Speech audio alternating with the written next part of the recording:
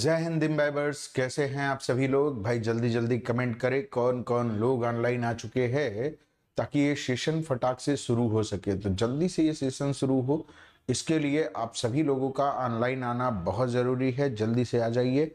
आज हम बात करने वाले हैं वर्ल्ड क्लाइमेटिक रीजन की, यानी दुनिया में कितने प्रकार के क्लाइमेटिक क्षेत्र हैं, इन पर चर्चा होगी और किस तरीके से यहाँ पर आपसे सवाल पूछे जाते हैं और कौन कौन से इंपॉर्टेंट सवाल बन सकते हैं, उन सभी पर चर्चा की जाएगी। तो एक एक करके सभी सवालों को यहाँ पर देखेंगे। जितने भी तरीके से आपसे सवाल बन सकते उन सभी को देखेंगे।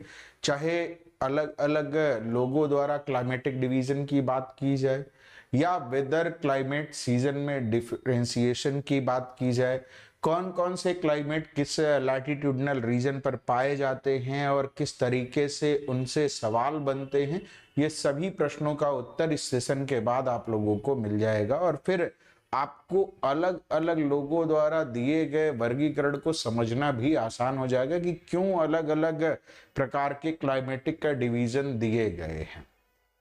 जय Hind fighter pilot Sandeep ji, Jai Hind to all of you. भाई आ जाइए जल्दी जल्दी और कमेंट करना शुरू कर दीजिए। चलिए सेशन की शुरुआत करते हैं। बट आप लोगों को सेशन शुरू करने से पहले क्या आप लोगों को वेदर के विषय में पता है? वेदर, क्लाइमेट, सीजन, इन शब्दों में अंतर पता है क्या? What is the weather? मौसम क्या है?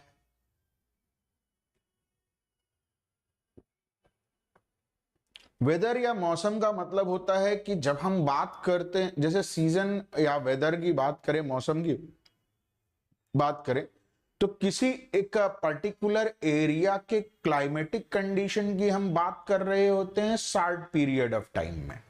यानी एक बहुत कम समय के लिए अगर हम किसी क्षेत्र विशेष की जलवायुविक विशेषताओं को देखना शुरू करते हैं तो उसे उस क्षेत्र विशेष का हम वेदर कहते हैं, मौसम कहते हैं। इसमें अगर हम देखें तो बहुत सारे एटमॉस्फेरिक फेनोमेना इन्वॉल्व होते हैं, बहुत सारी जो है इसमें वायुमंडलीय गतिविधियां इन्वॉल्व होती हैं, जैसे टेम्परेचर, ह्यूमिडिटी या प्रेसिपिटेशन, ये सभी इन्वॉल्व होता है। इसके अलावा एयर प्रेशर हो गया, विंड, क्लाउड कवर, ये सभी मिल करके एक शॉर्ट टाइम ऑफ पीरियड को लेकर के अगर हम देखें तो इसको हम वेदर कंडीशन कहते हैं। जैसे समझिए किसी क्षेत्र विशेष पर सूर्य की किरणें पड़ कैसी रही, यानी उस क्षेत्र विशेष की लैटिट्यूडनल पोजीशन के हिसाब से उस समय सन के राउंड में जब पृथ्वी रिवॉल्व कर रही है तो कौन सा हिस्सा सामने है, कितना वह इंक्लिनेशन वाले हिस्से पर है या बिल्कुल सीधे चमक रहा है, कौन से हिस्से पर है। तो ये बहुत सारी एटमॉस्फेरिक का फेनामेना, वायुमंडलीय दशाएं हैं जो किसी स्थान विशेष के मौसम को डिनोट करती है। ठीक है, जैसे अगर हम बात करें सूर्यातप की मात्रा, वो ट्रॉपिक ऑफ कैप्रिकॉर्न से ट्रॉपिक ऑफ कैंसर के बीच में डे टू डे जो है वो वेरी करती है, दिन प्रतिदिन वेरी करती रहती है। ठीक है, और इसके आधार पर जब सूर्यातप की मात्रा जो है वह नदर्न और सदर्न हेमिस्फीयर में अलग अलग रहती है तो उत्तरी और दक्षिणी गोलार्ध के विभिन्न हिस्सों में अलग अलग समयों में अलग अलग प्रकार के मौसमी दशाएं प्राप्त होती हैं। इसके अतिरिक्त तमाम सारे रिलीफ स्ट्रक्चर भी इस प्रकार की प्रक्रिया के लिए जिम्मेदार होते हैं, जैसे वहां पर झील है, नदी है, समुद्र का किनारा है या पर्वत, नदी, पठार, पहाड़ क्या है, वहां पर आसपास का उसका एरिया कैसा है, यह भी मौसमी दशा को प्रभावित करता है। तो ये पॉइंट भी आपने ध्यान में रखना है कि मौसमी दशा को प्रभावित करने वाली चीजों को आप स्पष्ट रूप से ध्यान में रखे रहिएगा। इसके अलावा अगर हम देखें तो ह्यूमिडिटी, आर्द्रता कैसी है, उस क्षेत्र विशेष की ह्यूमिडिटी कैसी है, वहां पर किस प्रकार से पेड़ पौधों का पाया जाना, वहां का वेजिटेशन कैसा है और कितना ज्यादा वहां पर जो है एंथ्रोपोजेनिक एक्टिविटीज हो रही है, मानव जनित क्रियाएं या बायोलॉजिकल एक्टिविटीज की अगर हम बात करें तो वह किस प्रकार से इंटरफेरेंस कर रही है, वह भी इंपैक्ट करता है किसी क्षेत्र विशेष के वेदर की अगर हम बात करें। ठीक, प्रेसिपिटेशन का जो टाइप है वह भी उस क्षेत्र विशेष के वेदर को चेंज कर देता है। भाई प्रेसिपिटेशन किस टाइप का हो रहा है और कैसा जो है, जैसे स्नोफॉल हो गया या हेल वहां पर हो गया, तो जैसे ओलावृष्टि हो गई, या जो है किस तरीके से वहां पर प्रेसिपिटेशन हो रहा है, विंटर रेनफॉल है, समर रेनफॉल है, तो वो वेदर कंडीशन इसके हिसाब से तय होता है। एक और चीज है, विंड सर्कुलेशन का जो पैटर्न है वह भी किसी स्थान विशेष के वेदर को बहुत हद तक प्रभावित करता है। विंड सर्कुलेशन पैटर्न वो मैंने आप लोगों को विंड एंड प्रेशर बेल्ट में पढ़ा रखा है, तो जा करके विंड एंड प्रेशर बेल्ट की क्लासेस को देख लीजिएगा, वहां पर आपको समझ में आ जाएगा। एक खास चीज यहाँ पर समझिएगा आप लोग की जो विंड सर्कुलेशन की प्रोसेस है वो किसके कारण से होती है, due to the Coriolis force होती है, कोरियोलिस बल के कारण होती है। Coriolis force is the force applied due to the rotation of earth. पृथ्वी के घूर्णन के कारण लगने वाले बल को हम क्या कहते हैं, कोरियोलिस बल कहते हैं। और इस पर जो है ध्यान में रखे रहिएगा कि प्रेशर और सर्कुलेशन जो अलग अलग सेल बनते हैं वह भी एक पर्टिकुलर लैटिट्यूडनल वेरिएशन के हिसाब से वेदर कंडीशन को डिनोट करने में सहायक होते हैं। एयर प्रेशर के अलावे अगर हम देखें तो उस पर्टिकुलर एरिया में किस प्रकार का क्लाउड कवर है, कैसा क्लाउड कवर है, कितनी देर तक क्लाउड कवर उस एरिया में बना हुआ है, यानी बादलों के आच्छादन की स्थिति कैसी है, वह भी किसी क्षेत्र विशेष के मौसमी दशा को प्रभावित करती। तो इन सब के आधार पर किसी क्षेत्र विशेष के मौसम की स्थितियों का हम जानकारी प्राप्त करते हैं। समझ में आए कि नहीं, मौसम क्या है ये क्लियर हुआ कि नहीं क्लियर हुआ आप लोगों को, कमेंट जरूर करते रहिएगा, ठीक है। तो होपफुली ये समझ में आ गया होगा आप लोगों को। अब आते हैं कि ये कहां किस जगह पर मौसम परिवर्तन होता है, वेयर डज द वेदर अकर।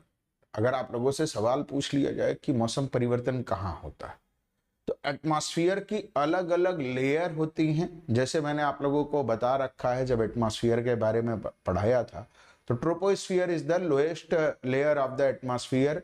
क्षोभ मंडल या वायुमंडल की सबसे निचली परत होती है। उसके ऊपर समताप मंडल जिसका हिस्सा ओजोन मंडल है, फिर मध्य मंडल अर्थात मीजोस्फीयर, ठीक है, स्ट्रेटोस्फीयर, देन मीजोस्फीयर, देन उसके ऊपर अगर हम चलेंगे तो थर्मोस्फीयर जिसका हिस्सा आयनोस्फीयर है, एंड द एक्सोस्फीयर। ये जो है मैंने लेयर आप लोगों को बता रखी। तो ट्रोपोस्फेरिक लेयर जो है, जो क्षोभ मंडल वाली परत है, इसी में तमाम सीजनल एक्टिविटीज होती हैं। मौसमी जो परिवर्तन होते हैं वो कहाँ होते हैं, तो ट्रोपोस्फियर में होते हैं, अर्थात लोएस्ट रीजन ऑफ एटमॉस्फेयर में, वायुमंडल की सबसे निचली परत में। कहने का मतलब है from the surface of earth, earth surface से 6 to 8 किलोमीटर के दायरे तक ही मैक्सिमम जो है वेदर अकर करता है। अगर बहुत सारी मौसमी दशाओं की बात करें तो सतह से 6 से 8 किलोमीटर की हाइट तक सभी लगभग सभी मौसमी दशाएं प्राप्त हो जाती हैं। कभी कभी अगर हम देखें तो ये जो है इक्वेटर पर इनकी हाइट बहुत ज्यादा हो जाती है, वो बढ़ करके 17 किलोमीटर के आसपास चली जाती है, यानी 4 to 5 मील से लगाए 11 मील तक जो है ये वेरी करता रहता है weather condition from pole to the equator अगर हम देखें, ठीक है। ध्रुवों से लेकर के अगर विषुवत रेखा की तरफ हम वेदर के फाइंडिंग की कंडीशन देखें कि कौन सी जगह पर वेदर हमको मिलेगा, तो वह कहाँ मिलेगा, 4 to 5 माइल हाइट तक मिलेगा at the pole, and up to the 11 mile यानी लगभग 17 किलोमीटर के अप्रोक्स तक कहाँ मिलेगा आप लोगों को। यह जो कंडीशन है वह आप लोगों को प्राप्त होगी इक्वेटर वाले एरिया में। तो ये पॉइंट आपने ध्यान में रखे रहिएगा। What factor affect the weather, मौसम को प्रभावित करने वाले कारक कौन कौन से, what factor affect the weather, एक एक करके देखते हैं और इन पर जो है डिटेल में जानते हैं। सबसे पहले बात करते हैं टेम्परेचर अर्थात तापमान की। Temperature are measured in degree Fahrenheit or Celsius. तापमान को हम फ़ारेनहाइट में, डिग्री सेल्सियस में और केल्विन में मापते हैं, और ये तीनों को मापने का जो पैमाना है ये इंटरचेंजेस है। C/5 is equal to F minus 32/9, ठीक है। और अगर सेल्सियस पैमाना मालूम है तो उसमें आप 273 प्लस कर दीजिए, आपको केल्विन टेम्परेचर मिल जाता है। तो ये पॉइंट आप ध्यान में रखे रहिएगा कि कैसे इनको इंटरचेंज किया जाता है।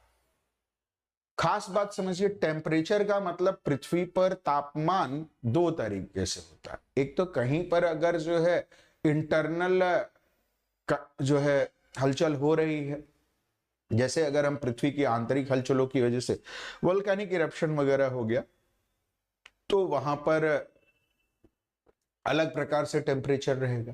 बट इन जनरल केस अगर हम वेदर कंडीशन की बात करते हैं तो temperature is due to the amount of insolation obtained from that particular area।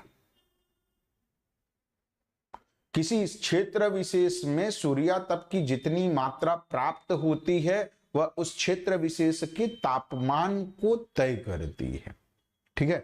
इसमें लैटिट्यूडनल एंड एल्टीट्यूडनल वेरिएशन और साथ ही टेरेन का बहुत महत्व रहता है, यानी वहां की भौगोलिक स्थिति का, कि वहां पर किस प्रकार की भौगोलिक स्थिति पाई जा रही है। लैटिट्यूडनल वेरिएशन की अगर हम बात करें तो इक्वेटर पर सूर्य की गर्मी, सूर्य की किरणें लगभग लंबवत पड़ती हैं, तो वहां पर विंटर कंडीशन नहीं रहेगी, तापमान सदैव उच्च बना रहेगा।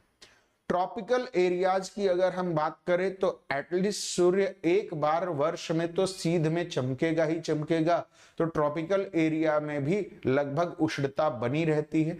लेकिन अगर हम बात करते हैं सब ट्रॉपिकल रीजन या टेम्परेट रीजन की या सब पोलर रीजन की, तो जैसे जैसे हम जो है सब ट्रॉपिकल, टेम्परेट, सब पोलर या पोलर रीजन पर जाएंगे तो वहां इंसोलेशन क्या होगा, वह तिरछा होता जाएगा, सूर्य की किरणें इंक्लाइंड होती जाएंगी और इसके आधार पर वहां का टेम्परेचर वेरिएशन वह बदलता चला जाएगा, तापमान की मात्रा वह जो है बदलती चली जाएगी। तो लैटिट्यूडनल वेरिएशन के हिसाब से यह बदलता रहेगा और सन की पोजीशनिंग जो है इसमें बड़ी भूमिका निभाती। खास बात समझिएगा, एल्टीट्यूडनल वेरिएशन भी इसी तरीके का इंपैक्ट डालता है।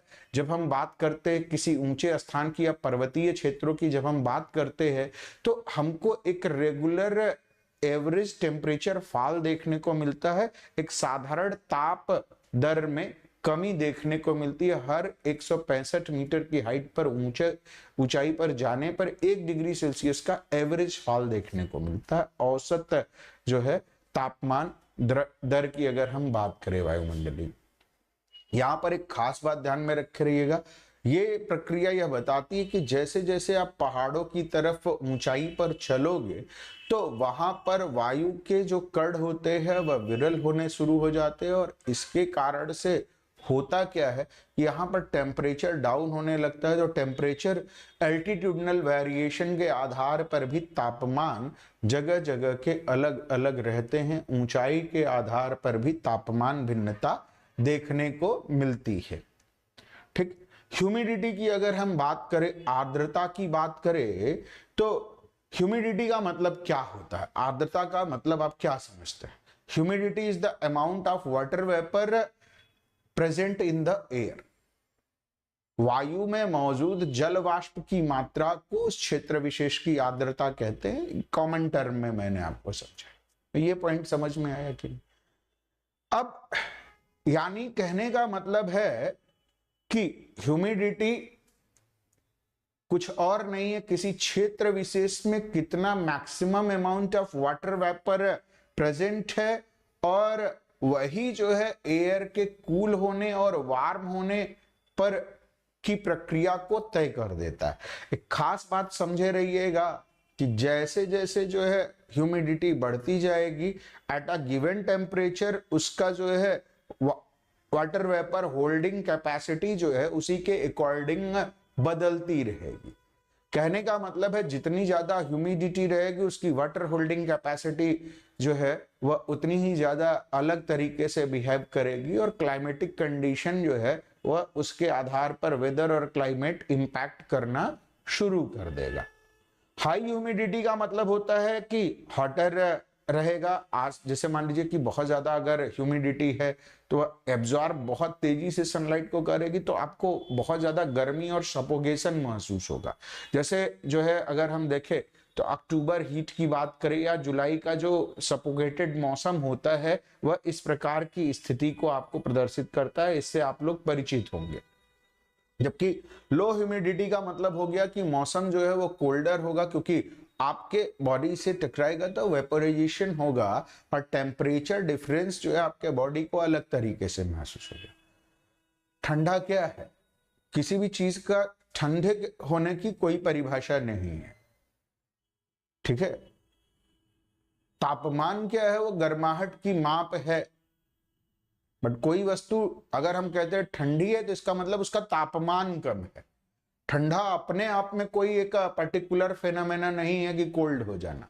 सीधे ऐसा मतलब है कि उसका टेम्परेचर कम हो गया है, ठीक है,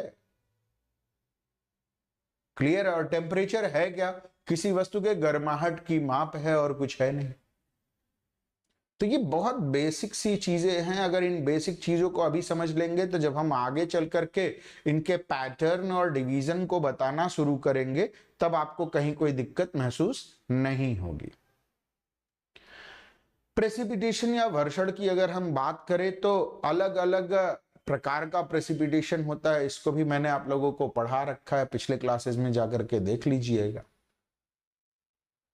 प्रेसिपिटेशन जैसे आप लोग केवल और केवल जो है बारिश की बूंदों को ही प्रेसिपिटेशन नहीं समझ लीजिएगा। इसके अलावे जो है स्नोफॉल होता है, स्लीट होता है, हेल होता है, फॉग होता है, अलग अलग टाइप के होते हैं, ठीक। तो बहुत अलग अलग प्रकार के वर्षण की प्रक्रिया देखने को मिलती है और यह भी जो है स्थान विशेष के मौसम को प्रभावित करती है। वर्षण की स्थिति, किस प्रकार का वर्षण वहां पर हो रहा है, जल की बूंदें हैं गिर रही, या जो है वहां पर अगर हम देखें तो क्लियर स्काई है तो अलग प्रकार का मौसम रहेगा। रेनफॉल हो रहा है तो अलग प्रकार का मौसम रहेगा। हेल है वहां पर, स्नोफॉल हो रहा है तो अलग प्रकार का मौसम रहेगा, ठीक है। स्लीट है तो अलग प्रकार का है। तो अलग अलग चीजें जो है वो अलग प्रकार के मौसम को भी प्रदर्शित करती हैं और ये सब मौसम को भी प्रभावित करती रहती है। एक खास बात समझिएगा कि वर्षा, ये प्रेसिपिटेशन होता कैसे। कहीं पर भी वाटर वेपर क्या होता है, इवेपोरेट होता है, और इवेपोरेट होने के बाद जब ये ऊपर की तरफ जाता है तो धीरे धीरे जो है इसमें तापमान में कमी आती जाती है। और कोई भी अगर मान लीजिए कंडेंसेट पार्टिकल इसको मिल गया तो उसके ऊपर जाकर के स्टिक होना शुरू होते हैं और कंडेंसेशन शुरू हो जाता है। संघनन की प्रक्रिया में धीरे धीरे पार्टिकल जो वाटर वेपर के है वह उस पार्टिकल पर स्टिक होते चले जाते हैं और इतना ज्यादा हैवी हो जाएंगे कि ग्रेविटी के माध्यम से अब वो बहुत तेजी से जमीन पर गिरने लगेंगे, ठीक है। इस प्रोसेस को हम प्रेसिपिटेशन कहते हैं, वर्षण कहते हैं। तो ये पॉइंट आप ध्यान में रखे रहिएगा। वर्षण का मतलब सिर्फ यही है, any form of water which drop from the atmosphere to the surface of the earth. जल का कोई भी रूप में वायुमंडल से धरातल पर गिरना, वह जो है प्रेसिपिटेशन कहलाता है। चाहे वो जल के रूप में हो, बारिश की बूंदों के रूप में हो, या छोटे छोटे फवारों के रूप में हो, बड़े बड़े बर्फ के टुकड़ों के रूप में हो, छोटे स्नो के रूप में हो, ओस के रूप में हो, फॉग के रूप में हो, किसी भी स्वरूप में वह वाटर वेपर का जो एटमॉस्फेरिक वाटर वेपर है उसका धरातल की तरफ बढ़ना यह प्रेसिपिटेशन कहलाता है, वर्षण कहलाता है। बहुत सिंपल सी डेफिनेशन है प्रेसिपिटेशन की, तो ये ध्यान में रखिएगा। इसके अलावा air pressure also impacted the weather in a particular area. वायु दाब की स्थितियां भी किसी क्षेत्र विशेष के मौसम को बड़े पैमाने पर प्रभावित करती हैं। जैसे एयर प्रेशर है क्या, वायु दाब होता क्या है? It is a pressure exerted by the weight of the air column above a given point। किसी एकांक क्षेत्रफल पर लगे हुए जो है प्रेशर को वायु के जो कण होते हैं, जो मॉलिक्यूल होते हैं, वो किसी पर्टिकुलर एरिया पर कितना प्रेशर लगा रहे, उसी को एयर प्रेशर कहते हैं। ठीक, और इसको मापने के लिए एक इकाई का प्रयोग किया जाता है, that unit is known as millibar. It measured in millibar, इसको मिली बार में मापा जाता है। तो ये पॉइंट जो है आपने ध्यान में रखना है कि इसको किस में मापा जाता है, मिली बार में। हाई एयर प्रेशर का मतलब हो गया, अगर उच्च दाब है, वायु दाब, तो इसका मतलब स्काई क्लियर रहेगी, और अगर लो एयर प्रेशर हो गया तो इसका मतलब क्लाउडी स्काई रहेगी। ठीक है, सो ये चीज समझे रहिएगा कि अगर बहुत ज्यादा लो एयर प्रेशर हो रहा है तो स्ट्रांग विंड चलेगी और फिर स्टार्मी टाइप का मौसम हो जाएगा, तूफानी मौसम हो जाएगा।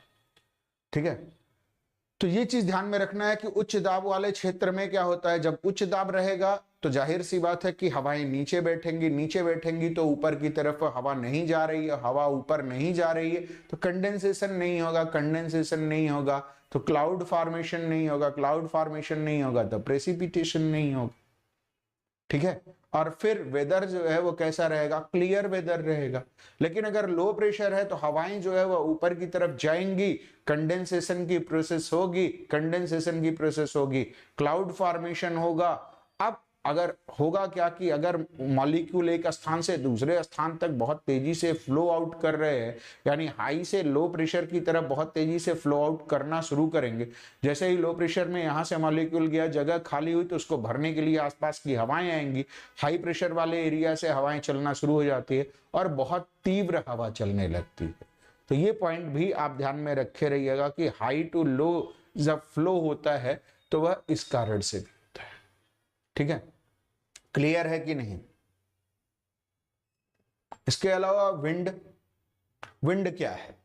फ्लो ऑफ एयर, वायु के प्रवाह को पवन कहते हैं, यानी movement of air from one place to the another place.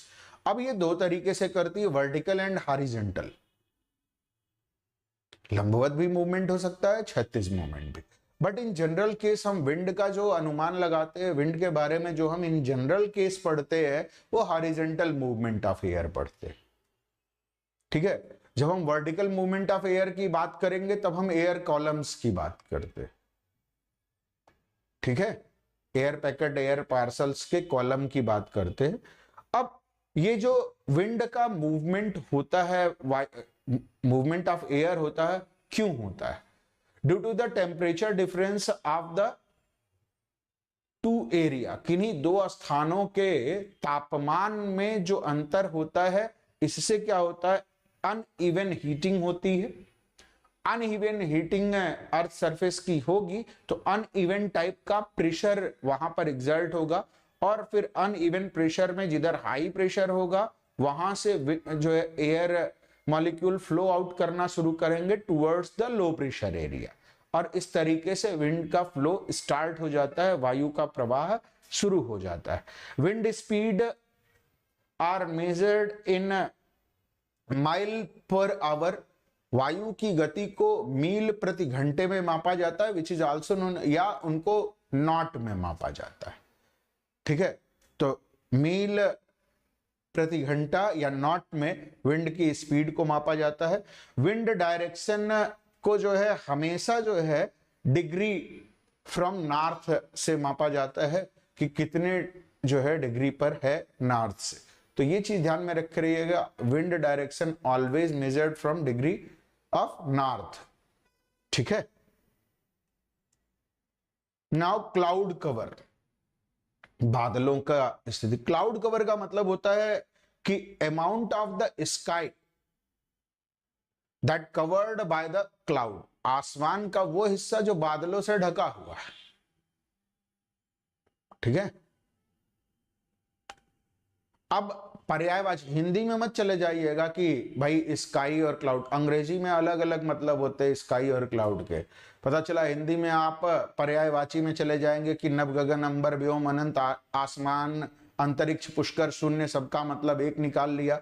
तो नहीं, अंतरिक्ष का मतलब अलग है, अनंत का मतलब अलग है। हिंदी में चलता है वो कि नभ गगन अंबर व्योम अनंत, आसमान अंतरिक्ष पुष्कर शून्य, कुछ भी आप बोल देंगे तो चल जाएगा। बट ज्योग्राफी में वो नहीं चलेगा। क्लियर है? यहां पर एक चीज ध्यान में रखे रहिएगा, the cloud cover is expressed in percentage, यह जो है हमेशा प्रतिशतता में बताया जाता है। Cloud form by the condensation of water vapour in the atmosphere, जैसा मैंने अभी पिछले प्रोसेस स्लाइड्स पर बताया कि बादलों का निर्माण या जलवाष्प के संघनन की प्रक्रिया का परिणाम होता है। तो ये पॉइंट आपने ध्यान में रखे रहिएगा। Now what is the role of ocean and mountains in weather? क्या आपको पता है कि महासागरों और पर्वतों का क्या भूमिका होता है वेदर के निर्माण में? इस पर भी सवाल आया हुआ है आप लोगों को, और बहुत सारे स्टेटमेंट बेस्ड सवाल आए हुए, इसीलिए आप लोगों को इतना डिटेल में मैं बता रहा हूं। नहीं तो मैं चाहता तो सिर्फ और सिर्फ डेफिनेशन बता करके, टाइप ऑफ वेदर बता करके, आपका काम क्लाइमेट के कंडीशन बता करके खत्म कर देता, बट उससे आपका काम नहीं होने वाला है। Oceans and mountains play significant role in weather. महासागर, समुद्र या कोई भी जलराशि और पर्वत, ये जो है किसी वेदर कंडीशन में बहुत महत्वपूर्ण भूमिका निभाते हैं।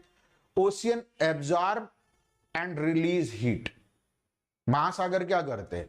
उष्मा को अवशोषित करते हैं और उनको निष्कासित करते हैं, which can affect the temperature of air above them, जिससे उनके ऊपर से होकर के गुजरने वाली हवा का तापमान वह बदलता रहता है।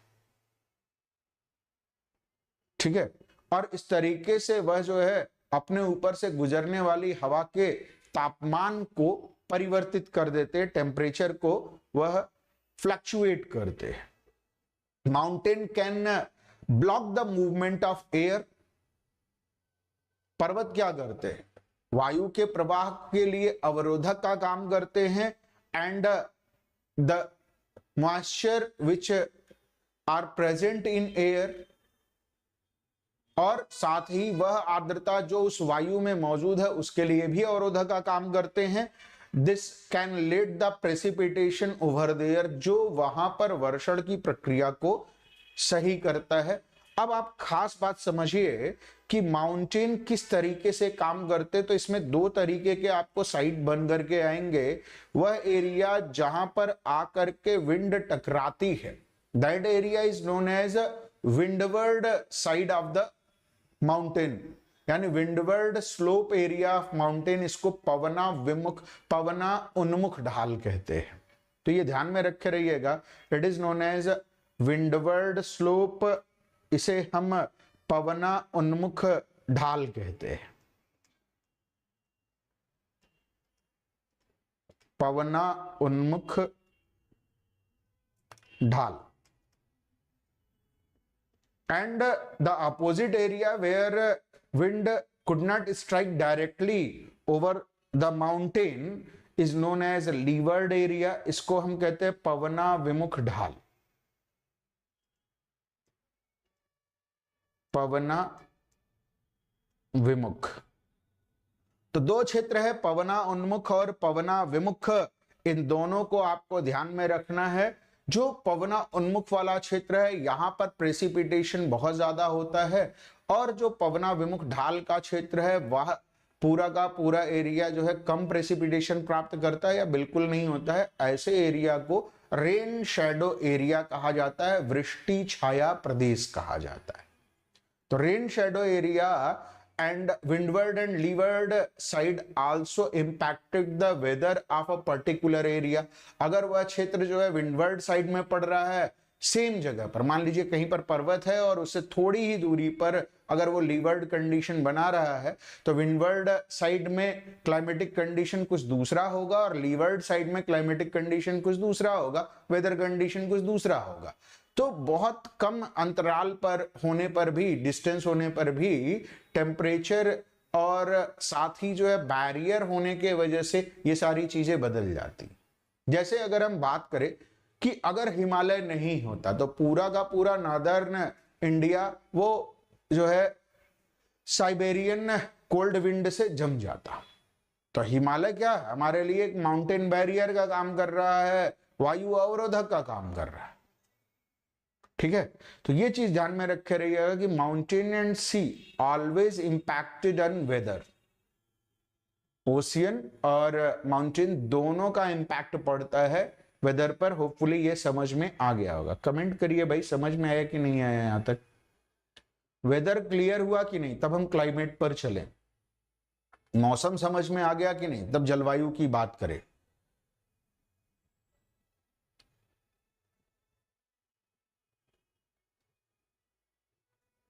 क्लाइमेट या जलवायु का क्या मतलब है? जब हम बात करते हैं कंडीशन ऑफ एटमॉस्फेयर की for a long period of time, long period of time का मतलब हो गया बहुत ज्यादा समय के लिए, कई वर्षों के मौसम का जो है किसी पर्टिकुलर एरिया का जब हम अध्ययन करते हैं, लॉन्ग पीरियड ऑफ टाइम में हम उस एटमॉस्फेरिक चीजों का अध्ययन करना शुरू करते हैं, तो इसी को हम कहते हैं क्लाइमेट अर्थात जलवायु। इन अ गिवन लोकेशन, किसी एक दिए गए क्षेत्र विशेष पर जो है अगर हम देखें, it is the long term summation of atmospheric element like wind, land and their variation and over short period constitute weather। ध्यान से समझे रहिएगा, बहुत सारे वेदर कंडीशन मिल करके तब क्लाइमेट बनता है। तो कभी कभी जो है आप लोगों से स्टेटमेंट बेस्ड क्वेश्चन आता है और उसमें जो है कभी कभी इस तरीके से लिख दिया जाता है कि weather is a broader term than climate, जो कि कथन गलत होता है। Climate is the broader term as compare to the weather. बहुत सारे वेदर मिल करके तब क्लाइमेट बनाते हैं। ठीक है, किसी भी पर्टिकुलर लोकेशन के ढेर सारे मतलब लॉन्ग पीरियड ऑफ टाइम के पूरे वेदर कंडीशन को लेकर के फिर हम क्लाइमेटिक कंडीशन को तय करते हैं। आते हैं बात करते हैं सोलर रेडिएशन की, सूर्य तप की मात्रा की। The amount of solar radiation reaching in a particular location varies from latitude, season and time of the day. किसी स्थान विशेष पर सूर्य तप की मात्रा अक्षांशी स्थितियों के परिवर्तन, मौसम और साथ ही दिन के समय के हिसाब से बदलती रहती है, क्योंकि अर्थ रोटेट कर रही है तो उसके हिसाब से बदलती रहती है कि सुबह कितना पड़ेगा, दोपहर को कितना इंसोलेशन आ रहा है, शाम को कितना आ रहा है और रात को कितना मिल रहा है। उस तरीके से जो है ये वेरी करता रहता है। ठीक है, for example tropic receive more solar radiation than the pole. जैसे उष्णकटिबंधीय क्षेत्रों की अगर हम बात करें तो ध्रुवीय क्षेत्रों से ज्यादा ऊष्मा सूर्य तप की मात्रा उष्णकटिबंधीय क्षेत्रों में मिलती है। Are the equatorial region receive more solar radiation as compare to the tropic region. विषुवतीय क्षेत्र या जो है उष्णकटिबंधीय क्षेत्रों से ज्यादा ऊष्मा प्राप्त करते हैं, सूर्य तप की मात्रा को प्राप्त करते। तो ये पॉइंट आपने ध्यान में रखे रहिएगा। इसके अलावा cloud cover and atmospheric factor can also impacted the amount of solar radiation reaching the earth surface। किसी क्लाउडी स्काई है तब सोलर रेडिएशन अलग तरीके से अर्थ सरफेस पर पहुंचेगा, क्लियर स्काई है तो सोलर रेडिएशन अलग तरीके से रहेगा। ठीक है, प्रेसिपिटेशन हो रहा है तब सोलर रेडिएशन की मात्रा अलग तरीके से आ रही है। यानी हर एक चीज जो है वो सोलर रेडिएशन को इंपैक्ट करती है और उसके आधार पर वहां जो है लॉन्ग टर्म में अगर इस कंडीशन को हम देखते हैं तो क्लाइमेटिक कंडीशन को सोलर रेडिएशन लॉन्ग टर्म में इंपैक्ट करने लगता है। ठीक है, इसीलिए मैंने कहा कि 3 लॉन्ग टर्म कंडीशन, पहली सीजन, दूसरा जो है लैटिट्यूडनल वेरिएशन और तीसरा time of the day. Long duration में जब हम लेते हैं तब क्लाइमेटिक कंडीशन को इंपैक्ट ये कैसे करता है ये पता चलता है। टेम्परेचर की बात करें तो temperature varies with latitude, altitude and approximately with the body of water. तापमान की मात्रा या सूर्य तप की मात्रा अलग हो गई। टेम्परेचर वो जो है वेरी करता है अक्षांशीय स्थितियों, ऊंचाई और साथ ही वहां पर मौजूद वाटर बॉडीज के आधार पर कि वहां पर समुद्र मौजूद है, नदी, झील है या कोई वाटर बॉडी नहीं है, उसके आधार पर टेम्परेचर वेरी करता है। For example, temperature tend to be cooler at a higher altitude and closer to the pole, यानी बहुत अधिक ऊंचाई का स्थान है तो वहां पर तापमान बहुत कम रहेगा, या पोल की तरफ हम जैसे जैसे बढ़ेंगे वहां पर तापमान बहुत कम रहेगा। Oceans can also help to moderate the temperature by absorbing or releasing the heat.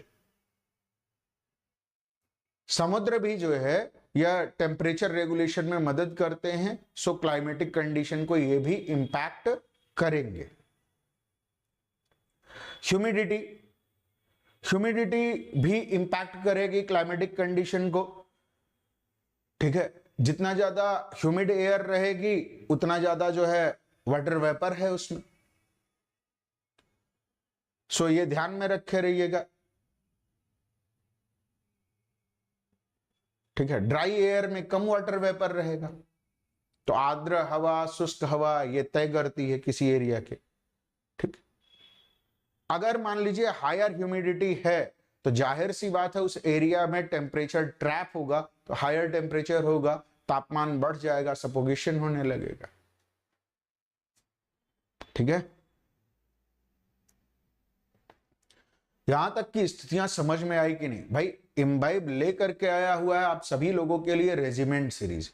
इस रेजिमेंट सीरीज में सीडीएस और एनडीए की क्लासेस आप लोगों को फ्री ऑफ कॉस्ट कराई जा रही हैं, जिसमें यूट्यूब और इम्बाइब ऐप दोनों पर आप लोगों को क्लासेस फ्री में कराई जाती।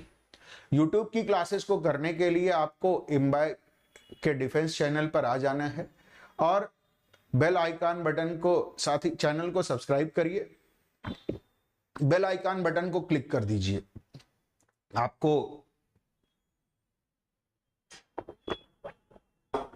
क्लासेस के नोटिफिकेशन मिलने लगेंगे। और इम्बाइब ऐप पर क्लासेस को करने के लिए आपने इम्बाइब ऐप को डाउनलोड करिए प्ले स्टोर से, और फिर साइन इन वाले ऑप्शन में जा करके अपना मोबाइल नंबर फीड करिए। जैसे ही आप मोबाइल नंबर फीड करेंगे आपको ओटीपी प्राप्त हो जाएगा, ओटीपी फिलअप कर दीजिएगा। ओटीपी फिलअप करते ही आपका ऐप काम करना शुरू कर देगा। आप जो है एक पेज पर आएंगे, चूंकि आप गवर्नमेंट जॉब की तैयारी कर रहे हैं तो गवर्नमेंट जॉब वाले सेक्शन में चले जाइएगा। जैसे ही गवर्नमेंट जॉब वाले सेक्शन में जाएंगे आप, तो वहां पर आप अपने एग्जाम कैटेगरी में जाइएगा, नहीं डिफेंस एग्जाम कैटेगरी में चले जाइएगा। फिर वहां से अपने एग्जाम को सीडीएस एनडीए जो भी आप एग्जाम दे रहे हैं उस एग्जाम को सेलेक्ट कर लीजिएगा और लैंग्वेज को सेलेक्ट कर लीजिएगा। जैसे ही आप इसको सेलेक्ट करेंगे आपकी क्लासेस आपको मिल जाएंगी, क्लासेस मिल जाएंगी। क्लासेस में जैसे ही आप स्क्रॉल करेंगे तो आपको रजिस्टर नाउ का ऑप्शन दिखाई देगा। रजिस्टर नाउ के ऑप्शन पर आप क्लिक जरूर कर दीजिएगा। जैसे ही आप रजिस्टर नाउ पर क्लिक करेंगे क्लास में आपका रजिस्ट्रेशन हो जाएगा और आपको प्री क्लास एक्टिविटी मिल जाएगी। प्री क्लास एक्टिविटी को करके क्लास के टाइम पर क्लास में मौजूद रहिए। साथ ही आप जो है पूरी क्लास अटेंड जैसे ही करते हैं, क्लास खत्म होने के बाद आपको पोस्ट क्लास एक्टिविटी मिल जाती है जो 24 आवर के लिए रहती है, 24 घंटे के लिए। तो प्री क्लास एक्टिविटी, क्लास और पोस्ट क्लास एक्टिविटी अगर आपने किसी भी टॉपिक पर कर लिया तो आपको कुछ अतिरिक्त करने की जरूरत नहीं पड़ेगी, वो टॉपिक आपका तैयार हो जाएगा। तो अतिरिक्त जो है तैयारी करने के लिए ये काम आपको करना है, जरूर से जरूर करिएगा। आते बात करते प्रेसिपिटेशन की। प्रेसिपिटेशन जो है जैसे इक्वेटर वाले एरिया के बात अगर हम करें तो वहां पर 4 से 6 डिग्री लैटिट्यूड के बीच में डेली प्रेसिपिटेशन होता है, ठीक। Due to the air circulation and other solar radiation impact, वहां पर जो है डेली जो है 3 से 2 बजे के बाद जो है 2 से 4 बजे के बीच में बारिश होती रहती, और वहां पर इसी वजह से अलग अलग प्रकार के जो है क्लाइमेटिक कंडीशन देखने को मिलते हैं, और वहां के निवासियों के जीवन, वनस्पतियों के जीवन और प्रकृति पर बहुत असर पड़ता है इसका। यानी precipitation varies from the latitudinal position, अक्षांशीय स्थिति के आधार पर वर्षण की मात्रा बदलती रहती है। It also varies with the altitudinal variation, ये ऊंचाई के आधार पर भी बदलती रहती है। And wind pattern also affected the precipitation. कैसा विंड पैटर्न वहां पर मिल रहा है वह भी प्रेसिपिटेशन को बहुत अलग तरीके से इंपैक्ट करता है। और किस प्रकार का प्रेसिपिटेशन होगा, यानी रेनफॉल होगा कि स्नोफॉल होगा कि हेल होगा कि स्लीट होगा, वह जो है वो इन सभी को मिला करके एल्टीट्यूडनल, लैटिट्यूडनल और विंड पैटर्न, इन तीनों को मिलाने से यह तय होता है कि किसी पर्टिकुलर एरिया में किस प्रकार का प्रेसिपिटेशन होगा। ठीक, समझ में आया कि नहीं? एटमॉस्फेरिक प्रेशर की बात करें तो यह भी क्लाइमेटिक कंडीशन को इंपैक्ट कर ही रहा है। क्लाइमेटिक कंडीशन को इंपैक्ट करने में अगर हम देखें तो एटमॉस्फेरिक प्रेशर वो डिक्रीज करता है जैसे जैसे एल्टीट्यूड इंक्रीज करता है, या लैटिट्यूडनल वेरिएशन पर भी यही इंपैक्ट पड़ता है, अक्षांशीय स्थितियों पर भी यही इंपैक्ट पड़ता है और ऊंचाई पर भी यही इंपैक्ट पड़ता है। ठीक है, एटमॉस्फेरिक प्रेशर क्या करता है, डिक्रीज करता है due to the as we increases the altitudinal height or the latitudinal number। ठीक है, विंड सर्कुलेशन की अगर हम बात करें तो विंड क्या है, wind always flow from high pressure to low pressure, जैसा मैंने आपको बताया। तो लॉन्ग टर्म में किसी एक पर्टिकुलर एरिया में जो विंड का पैटर्न होता है, अगर वो एक सेम पैटर्न पर पूरे वर्ष भर चल रहा है तो अलग तरीके से इंपैक्ट करेगा। अगर वो जो है पर्टिकुलर टाइम पर आकर के इंपैक्ट कर रहा है, सीजनल रिवर्सल्स होकर के कर रहा है, तब अलग तरीके से इंपैक्ट करेगा क्लाइमेटिक कंडीशन को। अगर जो है वो डायरेनल है, यानी दिन प्रतिदिन के हिसाब से अगर बदल रहा है, सुबह और शाम की स्थितियों में बदल जा रहा है, यानी अगर हम देखें दिन और रात की स्थितियों में उसमें बदल रहा है, तो अलग प्रकार से बिहेव करेगा। जैसे अगर हम बात करें रेतीले स्थानों की, तो वहां पर क्या होगा, दिन बेहद गर्म होता है और रातें बेहद ठंडी होती है, क्योंकि क्लियर स्काई होता है और रेडिएशन की वजह से बहुत तेजी से तापमान जो है वह गिरना शुरू हो जाता है। तो रातें बेहद ठंडी हो जाती हैं, दिन बेहद गर्म होता है। तो ये जो है ध्यान में रखे रहिएगा, विंड पैटर्न बहुत बड़ी भूमिका निभाता है किसी एरिया, पर्टिकुलर एरिया के क्लाइमेटिक कंडीशन को लेकर के। अब आते हैं, बात करते climatic zone of the world की। कितने क्लाइमेटिक जोन पाए जाते हैं, ये तो मैंने अभी तक बेसिक बातें बताई। अब एक्चुअल में आप लोगों को क्लाइमेटिक जोन के विषय में मैं बताने चल रहा। अभी तक क्या था, मैंने हर एक बात जितने तरीके से आपसे पूछी जा सकती है, हर वो तरीका मैंने आपको समझा दिया कि जलवायु पर, उसके कारणों को लेकर के, वेदर और क्लाइमेट पर किस प्रकार से सवाल बनते हैं। Now come to the climatic zone of the world. अब दुनिया के क्लाइमेटिक जोन की बात करते हैं, जलवायु प्रदेशों की बात करते हैं। क्लाइमेटिक जोन क्या है? They are the geographical region that share similar climatic characteristics. ये ऐसे भौगोलिक क्षेत्र हैं जहां पर समान प्रकार की जलवायु दशाएं, लगभग समान प्रकार की जलवायु दशाएं प्राप्त होती हैं। ऐसे क्षेत्रों को हम क्लाइमेटिक जोन कहते हैं, जलवायु प्रदेश कहते हैं। The most common climatic zones की अगर हम बात करें कि कौन कौन से मोस्ट कॉमन टाइप के क्लाइमेटिक जोन हैं, उनको लेकर के देखें तो जैसे ट्रॉपिकल, उष्णकटिबंधी, यहां पर वार्म वेट क्लाइमेट है विथ अबंडेंट रेनफॉल। गर्म और आर्द्र जलवायु की स्थिति है और वर्षा जो है वह बिल्कुल एक रूप नहीं है, कभी होगी कभी नहीं होगी। एक अबंडेंट टाइप की रेनफॉल देखने को मिलेगी आपको tropical type of climatic zone में। ड्राई की अगर हम बात करें तो ड्राई टाइप का क्लाइमेटिक जोन का मतलब हो गया, ये दो तरीके का होता है, एरिड एंड सेमी एरिड, शुष्क और अर्ध शुष्क प्रकार की जलवायु होती है। ठीक, यहां पर लो रेनफॉल कंडीशन देखने को मिलती है, वर्षा की मात्रा जो है, बारिश जो है बहुत कम होती है। खास बात समझे रहिएगा, जैसे टेम्परेट, टेम्परेट का मतलब हो गया शीतोष्ण प्रकार का जलवायु क्षेत्र।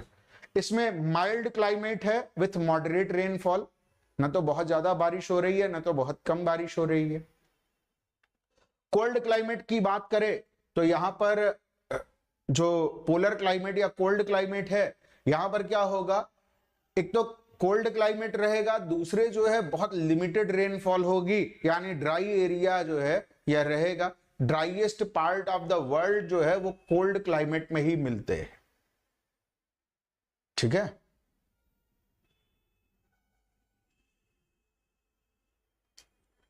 क्लाइमेट चेंज की अगर हम बात करें तो क्लाइमेट चेंज क्या है? Climate change is a long term alteration of temperature and typical weather pattern in a particular place. किसी स्थान विशेष के तापमान और साथ ही वहां के टिपिकल मौसमी दशाओं में लॉन्ग टर्म में किस प्रकार से परिवर्तन हो रहा है, यही जलवायु परिवर्तन कहलाता है, क्लाइमेट चेंज कहलाता है।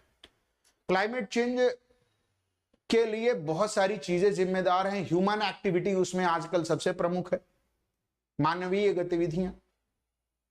Human activities such as burning of the fossil fuels are the primary cause of the climate change. जलवायु परिवर्तन का सबसे प्राथमिक कारण क्या है? मानव द्वारा जो जीवाश्मिक ईंधन का बहुतायत प्रयोग किया जा रहा है, यह एक प्रमुख कारण है। Climatic change is already having a significant impact on the earth climate and the weather pattern.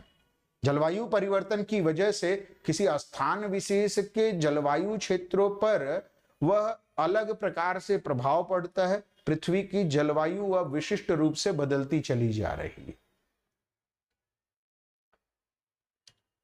अब आते हैं, बात करते climatic reason of the world की दुनिया में कौन कौन से प्रकार के जलवायु क्षेत्र है और उन पर आपसे सवाल कैसे कैसे बनते हैं।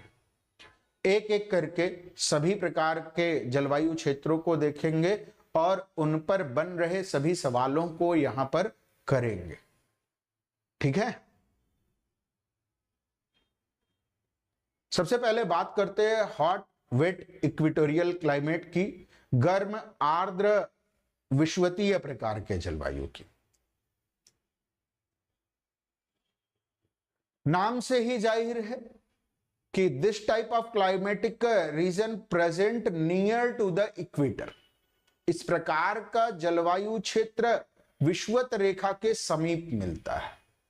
कितने लैटिट्यूड तक ये इक्वेटोरियल टाइप ऑफ क्लाइमेट मिलता है, विषुवतीय प्रकार की गर्म आर्द्र जलवायु पाई जाती है? तो with in the 10 degree of the equator from both side of the equator.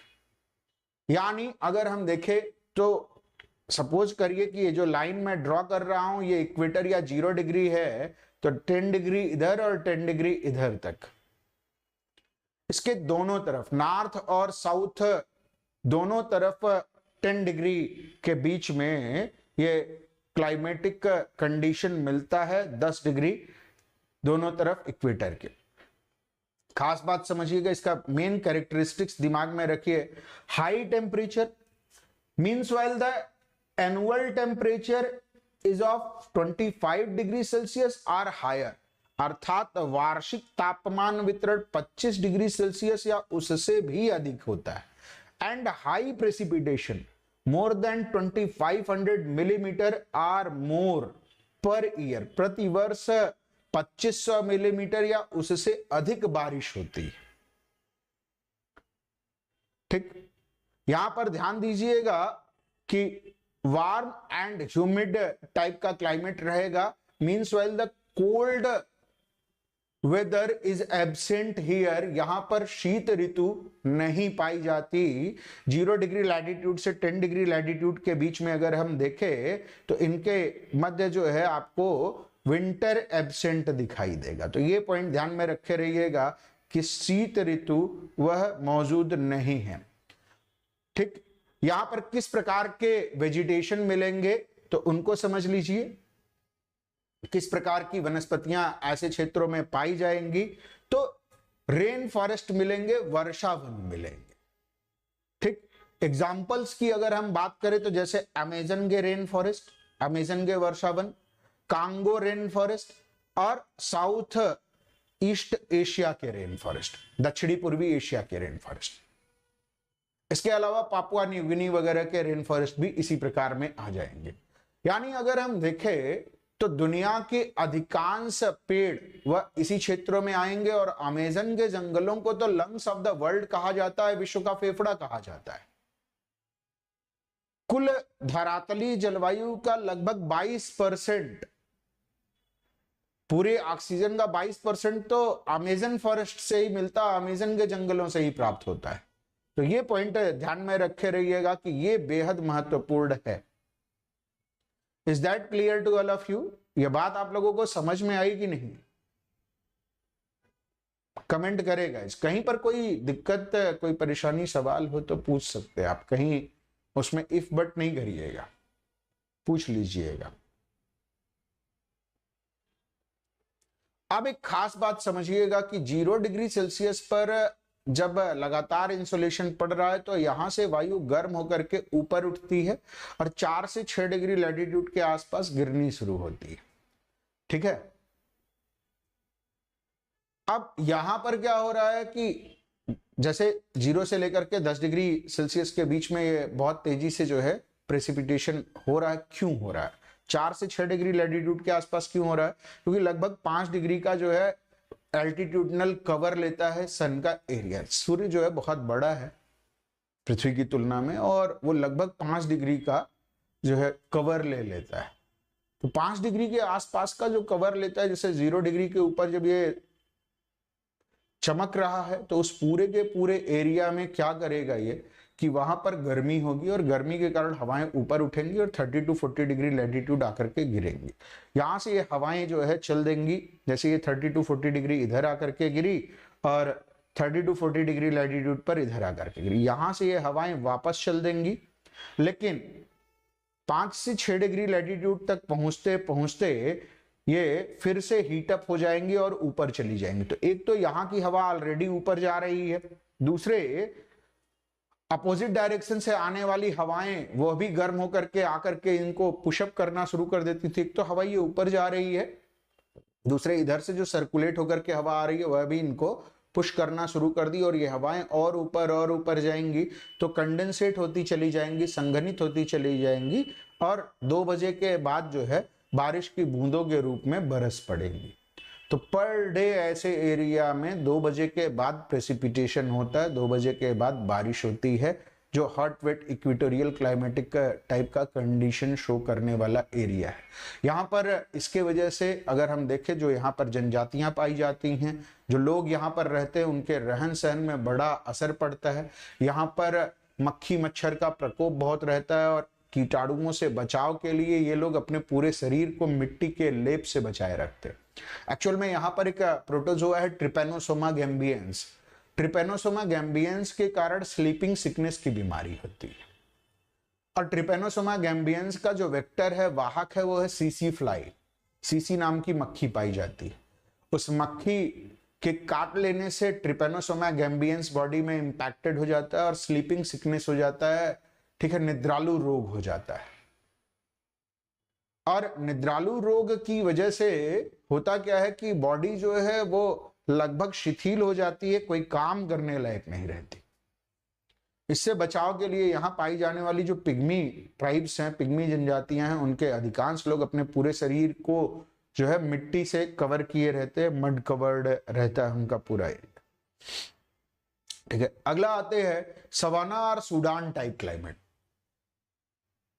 It is also known as tropical wet और ड्राई क्लाइमेट। इनको उष्णकटिबंधीय आर्द्र और उष्णकटिबंधीय शुष्क प्रकार की जलवायु का क्षेत्र भी कहते हैं। आर्द्र और शुष्क जलवायु क्षेत्र जो कि उष्णकटिबंधीय क्षेत्र में मौजूद है, और ये सबसे ज्यादा फ्लोरिस्ड होते हैं सूडान वाले क्षेत्रों में, इसीलिए इनको कभी कभी सूडान तुल्य जलवायु प्रदेश भी कह देते हैं।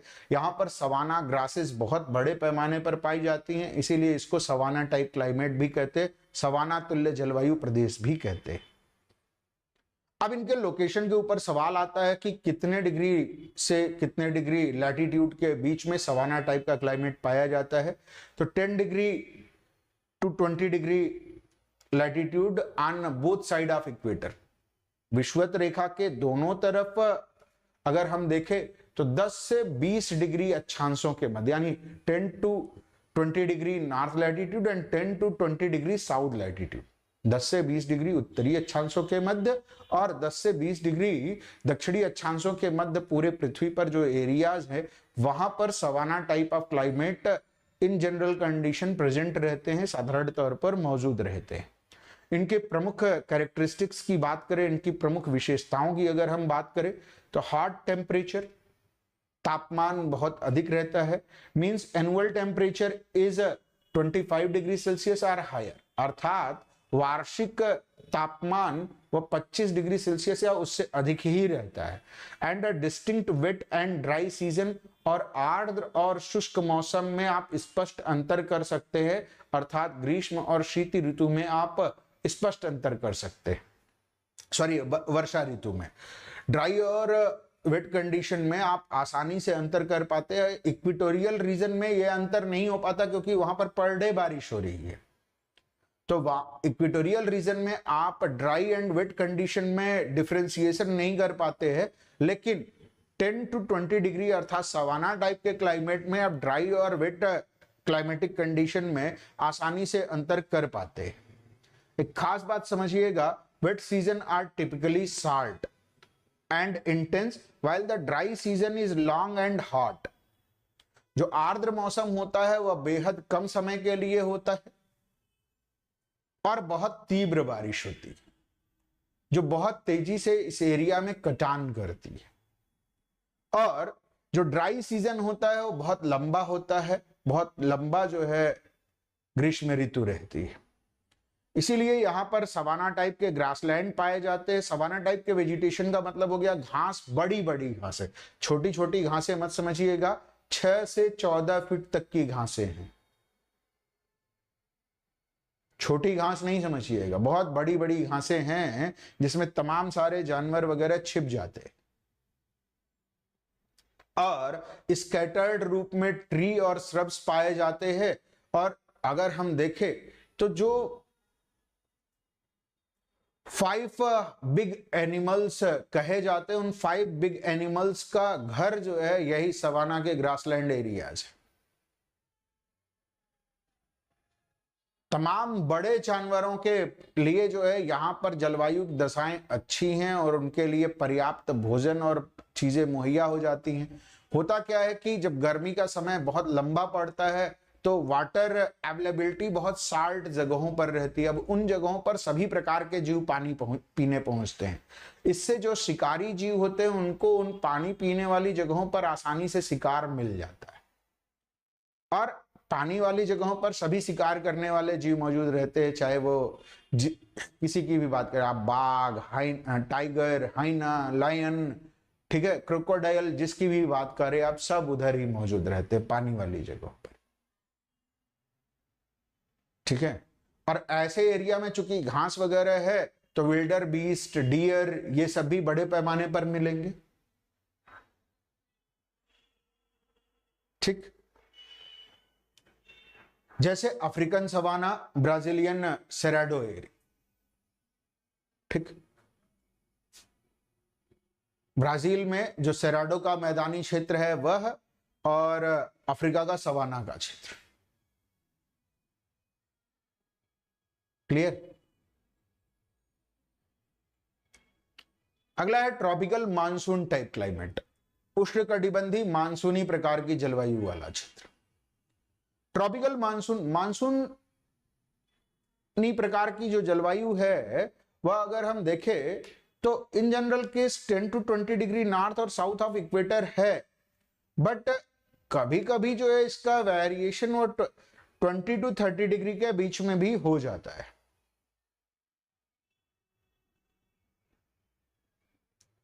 ठीक। और साउथ एशिया और साउथ ईस्ट एशिया में इस प्रकार की जलवायु पाई जाती है। अब मानसून है क्या चीज? मानसून का मतलब होता है, it is an Arabic word, ये अरबी भाषा का शब्द है, मौसम शब्द से बना हुआ है। इस शब्द को कॉइन करने वाले व्यक्ति का नाम था Hippalus. The term monsoon was given by Hippalus. Hippalus ने मानसून टर्म दिया। मानसून का अर्थ क्या होता है? Change in direction of wind according to the season, ठीक है। अर्थात जैसे ही जो है सीजन बदलेगा, डायरेक्शन ऑफ विंड चेंज हो जाएगा, वायु का जो दिशा है वो बदल जाएगा। एक खास बात समझिएगा इनकी कैरेक्टरिस्टिक्स, इनकी जो विशेषताएं हैं। हॉट टेम्परेचर अर्थात मीन एनुअल टेम्परेचर अगर हम बात करें, बहुत गर्म जलवायु क्षेत्र है, यानी औसत वार्षिक तापमान की बात करें तो 25 डिग्री सेल्सियस या उससे अधिक उच्च बना होता है। एंड स्ट्रांग मानसून सीजन रहता है, यहां पर मानसून के समय में बहुत तीव्र बारिश होती है। ठीक, the wet season is typically long and intense while dry season is short and mild. यहां पर बारिश का समय काफी लंबा रहता है, यानी बारिश जो है वह लंबे समय तक होती रहती है, हालांकि रुक रुक के होती है, लगातार नहीं होती है, लेकिन एक लंबा बारिश का सीजन बना रहता है। और जो hot conditioning, very hot condition है, बहुत ज्यादा जो समर पीक पर आता है, वो वाले कंडीशन की अगर हम बात करें तो तकरीबन 2 महीने के आसपास बना रहता है, ज्यादा समय नहीं रहता। साल के अधिकांश समय में जो है वेट कंडीशन आपको देखने को मिलती है। ठीक है, यहाँ के वनस्पतियों की बात करें तो मानसूनी प्रकार के वन इस प्रकार की जलवायु में विशिष्ट रूप से पाए जाते हैं। वेजिटेशन की बात करें तो monsoon forest, rain forest and savanna, इन तीनों का मिश्रण देखने को मिलता है। मानसूनी प्रकार की जलवायु भी है जहां पर वर्षा अधिक हो जाएगी, वहां पर रेन फॉरेस्ट भी मिलेंगे, वर्षा वन भी मिलेंगे, और जहां पर स्कैटर्ड टाइप में बारिश होगी, रेन शैडो एरिया रहेगा, तो वहां पर सवाना टाइप के आपको वेजिटेशन देखने को मिलेगा, सवाना प्रकार की वनस्पतियां देखने को मिलेंगी। तो ये तीनों का मिश्रण देखने को मिलता है। ऐसे एरियाज में अगर हम देखें तो डेसिडुअस प्लांट्स बहुत कॉमन होते हैं, पर्णपाती वनों की स्थिति बहुत कॉमन होती है ऐसे क्षेत्रों में। पर्णपाती वन या डेसिडुअस प्लांट का मतलब होता है ऐसे पौधे जो एक विशिष्ट मौसम में अपनी पत्तियां गिरा देते हैं। ठीक है, उनको डेसिडुअस प्लांट कहा जाता है, पर्णपाती वन कहा जाता है। एग्जाम्पल अगर हम देखें तो जैसे इंडिया का, बांग्लादेश का, थाईलैंड, इंडोनेशिया, इन सभी जगहों का जो क्लाइमेटिक कंडीशन है वह इसी प्रकार का है, मानसूनी टाइप ऑफ क्लाइमेट। यहाँ की जलवायु कैसी है, इंडिया की, बांग्लादेश की, थाईलैंड की, इंडोनेशिया की, ये कैसी है, मानसूनी जलवायु प्रदेश वाले क्षेत्र हैं ये। जय हिंद श्रेया जी। अगले सवाल पर आते हैं, डेजर्ट क्लाइमेट, मरुस्थलीय जलवायु की बात। Desert climate present on all latitude, ये सभी प्रकार के अक्षांशों में उपस्थित होते हैं, बट मोस्ट कॉमन इन सब ट्रॉपिकल एरियाज। लेकिन साधारणतः उपोष्ण कटिबंधीय क्षेत्रों में, यानी 20 to 30 degree north and south of the equator, इनकी स्थिति बहुतायत रूप में देखने को मिलती है। होता क्या है, 20 to 30 degree north and south latitude की जब हम बात करते हैं तो यहाँ पर जो है हवाएं एक के बाद एक इक्वेटर से गिर उठने वाली हवाएं आकर के यहाँ पर गिर रही हैं। तो हवाएं एक के बाद एक गिर रही हैं तो हाई प्रेशर बेल्ट बनाएगी, हाई प्रेशर बेल्ट बनाएगी तो वहां पर कंडेंसेशन की प्रोसेस नहीं होगी, कंडेंसेशन की प्रोसेस नहीं होगी, क्लाउड फॉर्मेशन नहीं होगा, क्लाउड फॉर्मेशन नहीं होगा, प्रेसिपिटेशन नहीं होगा, प्रेसिपिटेशन नहीं हुआ, लॉन्ग टर्म प्रेसिपिटेशन नहीं होगा तो एरिया डेजर्ट में कन्वर्ट हो जाएगा, मरुस्थल में बदल जाएगा। ठीक है, तो ये पॉइंट आपको ध्यान में रखना है। जय हिंद भोला गुप्ता जी। ठीक, तो इनका लैटिट्यूडनल पोजीशन समझ में आया कि नहीं, 20 से 30 डिग्री उत्तर और दक्षिण इक्वेटर के। इसके अलावा इनकी कैरेक्टरिस्टिक्स की बात करें, इनके विशेषताओं की बात करें तो लो प्रेसिपिटेशन है, निम्न जो है यहां पर प्रेसिपिटेशन होता है लेस देन 25 सेंटीमीटर और 250 मिलीमीटर पर ईयर। 25 सेंटीमीटर वार्षिक से कम वर्षा किसी क्षेत्र में लगातार अगर 40 सालों तक होती रहे तो ऐसी जलवायु को हम डेजर्ट क्लाइमेट कहते हैं। ऐसे एरिया को हम डेजर्ट क्लाइमेटिक कंडीशन बोल सकते हैं। 25 सेंटीमीटर से कम वर्षा लगातार 40 वर्षों तक, 40 ईयर तक किसी पर्टिकुलर एरिया में रहे तो उसको हम क्या कहेंगे, डेजर्ट क्लाइमेट कहेंगे। यहाँ पर हाई टेम्परेचर रहता है, तापमान बहुत उच्च रहता है, यानी मीन एनुअल टेम्परेचर की बात करें तो 15 डिग्री सेल्सियस या उससे अधिक रहता है। औसत वार्षिक तापमान की बात करें तो हमेशा 15 डिग्री सेल्सियस या उससे अधिक तापमान देखने को मिलता है। यहाँ पर वेजिटेशन की बात करें तो स्पार्स और नॉन एग्जिस्टेंस, या तो वनस्पतियां नहीं होती हैं या वनस्पति रहती है तो बिखरे हुए रूप में रहती है। अगर हम बात करें तो यहाँ की जो प्रमुख वनस्पतियां हैं उनमें स्पाइन्स वगैरह होते हैं, उनमें डेजर्टिक कंडीशन के लिए अलग प्रकार से जो है उनका विकास होता है, जिनको जीरोफिटिक प्लांट कहते हैं, मरुदभिद पौधे कहते हैं, जैसे कैक्टस वगैरह,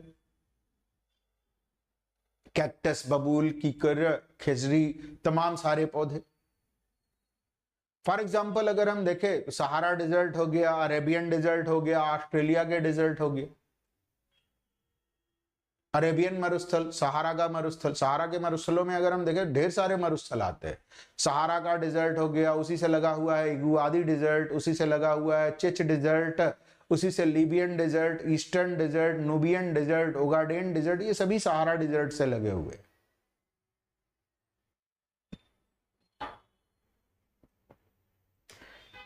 अगला है steppe type of climate, steppe तुल्य जलवायु।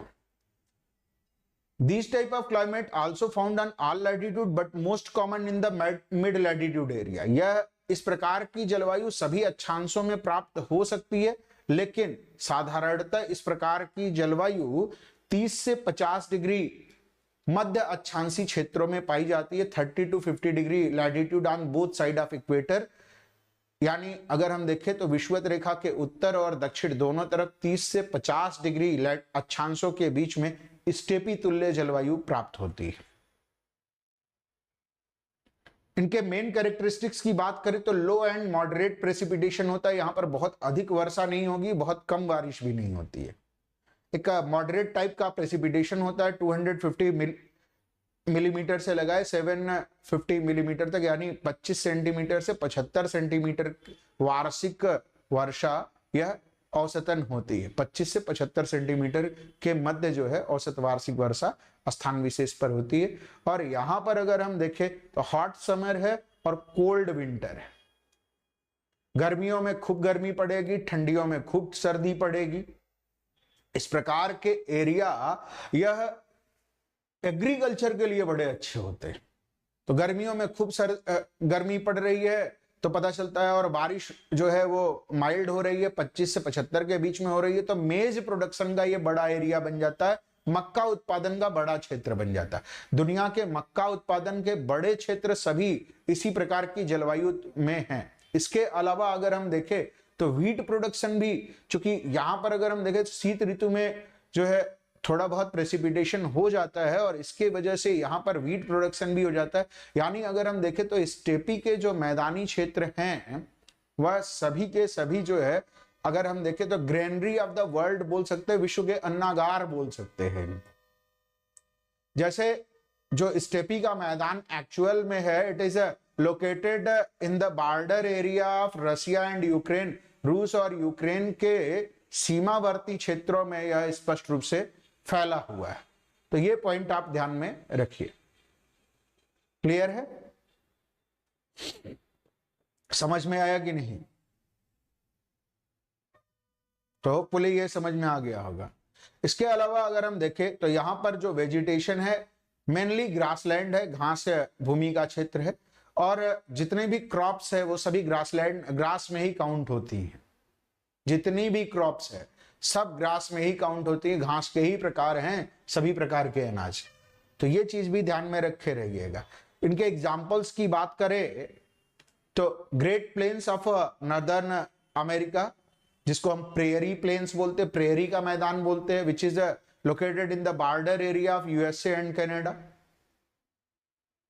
Bread basket of the world बोलते हैं इसको, विश्व के रोटी की टोकरी बोलते हैं प्रेयरी के मैदानों को। ठीक, पंपास ऑफ साउथ अमेरिका, दक्षिणी अमेरिका में अर्जेंटीना में पंपास के मैदान, जो cellulose rich alpha alpha grass के लिए जाने जाते हैं, सेलुलोज की बहुतायत वाली अल्फा अल्फा घास के लिए जाने जाते हैं। इसके अलावा यूरेशिया अर्थात रसिया और यूक्रेन के बॉर्डर पर स्टेपी के घास के मैदान। तो ये चर्चा में है, काफी ज्यादा स्टेपी क्लाइमेट खूब चर्चा में है, तो इसको ध्यान में रखे रहिएगा। अगला है मेडिटेरेनियन टाइप ऑफ क्लाइमेट, भूमध्य सागरीय तुल्य प्रकार की जलवायु। It is also known as western margin climate. इसे पश्चिमी किनारे वाली जलवायु भी कहा जाता है। क्यों कहा जाता है? क्योंकि ये कॉन्टिनेंट के वेस्टर्न मार्जिन पर प्रेजेंट होते हैं, पश्चिमी किनारों पर प्राप्त होते हैं। इनका भी लोकेशन अगर हम देखें तो इक्वेटर से 30 to 40 degree north and south latitude में होता है। विषुवत रेखा के दोनों तरफ 30 से 40 डिग्री अक्षांशों के क्षेत्रों में इस प्रकार की जलवायु पाई जाती है, और जनरली इस प्रकार की जलवायु western coast of the continent में है, इसीलिए इसको वेस्टर्न मार्जिन क्लाइमेट भी कह दिया जाता है। महाद्वीपों के पश्चिमी किनारों पर मिलते हैं। एक खास बात ध्यान में रखे रहिएगा इनकी characteristics. Hot and dry summer, गर्मियों में शुष्क मौसम रहता है, और गर्म तो रहेगा ही, गर्मियां हैं। लेकिन विंटर ये वेट रहेगा, प्रेसिपिटेशन विंटर में होगा, बारिश जो है वो शीत ऋतु में होती है। तो मेडिटेरेनियन टाइप ऑफ क्लाइमेट की प्रमुख विशेषता है शीत ऋतु में वर्षा। और इनका जो लैटिट्यूडनल पोजीशन है वो ध्यान रखे रहिएगा 30 to 40 डिग्री लैटिट्यूड के बीच में, 30 से 40 डिग्री अक्षांशों के मध्य में है, और 30 से 40 डिग्री अक्षांशों के मध्य में संपूर्ण हम अर्थ की बात कर रहे हैं। जैसे अगर भारत से होकर के जो एरिया गुजरता है तो मेडिटेरेनियन टाइप ऑफ क्लाइमेट से वो अभी प्रभावित होता है, और यहाँ पर वेस्टर्न डिस्टर्बेंस के कारण, पश्चिमी विक्षोभ के कारण बारिश होती है। तो वेस्टर्न डिस्टर्बेंस से जो प्रेसिपिटेशन इंडिया में होता है वह मेडिटेरेनियन टाइप ऑफ क्लाइमेट का ही एक एग्जाम्पल है, पश्चिमी विक्षोभ से होने वाली बारिश। यहां पर जो वनस्पतियां हैं, श्रब्स, ट्री एंड ग्रासेस, ये है झाड़ियां, वृक्ष, और साथ ही घास के मैदान भी मिलते हैं। एक खास बात समझिएगा, जैसे मेडिटेरेनियन बेसिन वाला एरिया, पूरा का पूरा मेडिटेरेनियन सी के आसपास का एरिया इस प्रकार के क्लाइमेट का एग्जाम्पल है। इसके अलावा कैलिफोर्निया में और चिली के साउथ वाले हिस्से में कुछ जगहों पर, south west coast of Chile, जो दक्षिणी पश्चिमी किनारा है चिली का, वहां पर इस प्रकार की जलवायु प्राप्त होती है। तो इस जलवायु के क्षेत्र को दिमाग में रखे रहिएगा। भाई अगर अभी तक आप लोगों ने इम्बाइब का ऐप डाउनलोड नहीं किया है तो प्ले स्टोर से जल्दी इम्बाइब ऐप को डाउनलोड कर लीजिए। ये ऐप आप सभी के लिए बेहद महत्वपूर्ण है। प्ले स्टोर पर जाना है, प्ले स्टोर पर जाकर के आपने क्या करना है, इम्बाइब लिखना है, आपको इम्बाइब लर्निंग ऐप दिखाई दे जाएगा। इसको डाउनलोड करिएगा। डाउनलोड करके आप मोबाइल नंबर, लॉगिन और साइन इन, दो ऑप्शन दिखेगा। नए हैं तो साइन इन वाले ऑप्शन में जाइएगा। साइन इन वाले ऑप्शन में जा करके आपने अपना मोबाइल नंबर फीड करना है। मोबाइल नंबर फीड करते ही आपको एक ओटीपी प्राप्त हो जाएगा, ओटीपी फिलअप कर दीजिएगा। जैसे ही आप ओटीपी फिलअप करेंगे आपका ऐप काम करना शुरू कर देगा। आपका ऐप काम करना शुरू करेगा, आप एक पेज पर डायरेक्ट होंगे। उस पेज पर लिखा होगा गवर्नमेंट जॉब कैटेगरीज, उस गवर्नमेंट जॉब कैटेगरी में चले जाइएगा। वहां से, चूंकि आप गवर्नमेंट जॉब की तैयारी कर रहे हैं, तो वहां से अपने एग्जाम कैटेगरी को चूज कर लीजिएगा। फिर एग्जाम को सिलेक्ट करके लैंग्वेज को सिलेक्ट करिएगा, आपको क्लासेस मिल जाएंगी। क्लासेस में रजिस्टर नाउ का ऑप्शन दिखाई देगा। रजिस्टर नाउ पर जैसे ही आप क्लिक करेंगे आपका क्लास में रजिस्ट्रेशन हो जाएगा। क्लास में रजिस्ट्रेशन होते ही आपको करना क्या है वो समझिए। आपको प्री क्लास एक्टिविटी तुरंत मिल जाएगी। प्री क्लास एक्टिविटी को करके क्लास के टाइम पर क्लास में पहुंचिए, और फिर आपको क्लास अटेंड करने के तुरंत बाद 24 आवर के लिए, 24 घंटे के लिए आपको पोस्ट क्लास एक्टिविटी मिल जाती है। किसी भी टॉपिक पर आपने प्री क्लास एक्टिविटी, क्लास और पोस्ट क्लास एक्टिविटी ये तीनों कर लिया तो आपकी तैयारी उस टॉपिक को लेकर के पूर्ण हो जाती है, और फिर आपको भटकना नहीं पड़ता है। तो ये काम आप जरूर से जरूर ध्यान में रखिएगा। इसके अलावा ऐप पर आपको ढेर सारी ई बुक्स भी प्राप्त होती हैं। जैसे 2 ई बुक्स यहां पर आपको दिखाई दे रही हैं, पॉलिटी और इंग्लिश की। इन ई बुक्स में टॉपिक वाइज, चैप्टर वाइज ढेर सारी क्विजेज आपको मिलती हैं। एक खास बात समझिएगा कि आप इसी ऐप में अचीव सेक्शन में जाकर के अपनी डेली परफॉर्मेंस चेक कर सकते हैं। कितना परसेंट किस टॉपिक में इंप्रूव करने के लिए आपको क्या क्या पढ़ना होगा ये सब देख सकते हैं, और अपने आप को डेली इंप्रूव कर सकते हैं। टेस्ट वाले सेक्शन में जाकर के आप अनगिनत टेस्ट बना करके खुद भी दे सकते हैं, अनगिनत टेस्ट दे सकते हैं। इसके अतिरिक्त आप इम्बाइब के टेलीग्राम ग्रुप को जरूर ज्वाइन कर लीजिए। जिस भी एग्जाम की तैयारी कर रहे हैं उससे संबंधित टेलीग्राम ग्रुप को जरूर ज्वाइन करिए।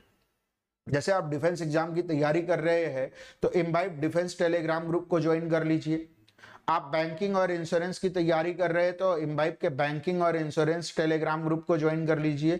और एसएससी और रेलवे की तैयारी कर रहे हैं तो इम्बाइब के एसएससी और रेलवे टेलीग्राम ग्रुप को ज्वाइन कर लीजिए। आप जिस भी एग्जाम की तैयारी कर रहे हैं उस टेलीग्राम ग्रुप को जरूर से जरूर ज्वाइन कर लीजिए, ठीक है, ताकि आपको सारी सूचनाएं समय पर मिलती रहे। अब आते हैं, बात करते अगले टाइप ऑफ क्लाइमेटिक रीजन की, अलग प्रकार के जलवायु प्रदेशों की।